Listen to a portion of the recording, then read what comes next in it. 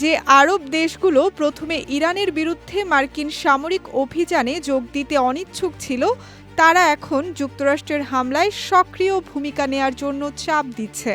এমনটাই দাবি করেছেন মার্কিন প্রেসিডেন্ট ডোনাল্ড ট্রাম্প। এ বিষয়ে মার্কিন যুক্তরাষ্ট্র ভিত্তিক টেলিভিশন চ্যানেল সিএনএনকে ট্রাম্প জানান, ইরান মধ্যপ্রাচ্যের দেশগুলোতে হামলা করায় তারা তাদের অবস্থান পরিবর্তন করেছে। এদিকে টানা ৪ দিন ধরে ইরানে অতর্কিত হামলা চালিয়ে যাচ্ছে যুক্তরাষ্ট্র ও ইসরায়েল। এর জবাবে ইরানও পাল্টা হামলা চালিয়ে যাচ্ছে। বিশেষ করে ইরান তেল আবিব এবং মধ্যপ্রাচ্য জুড়ে মার্কিন সামরিক স্থাপনা লক্ষ্য করে ক্ষেপণাস্ত্র এবং সশস্ত্র ড্রোন নিক্ষেপ করছে।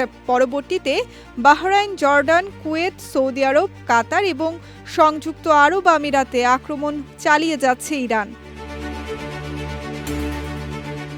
এদিকে স্থানীয় সময় সোমবার ৬টি আরব দেশের সঙ্গে যোগ দিয়ে যুক্তরাষ্ট্র একটি জোরালো যৌথ বিবৃতি প্রকাশ করেছে, যেখানে ইরানের ক্ষেপণাস্ত্র ও ড্রোন অভিযানকে বেপরোয়া এবং অযৌক্তিক বলে নিন্দা জানানো হয়।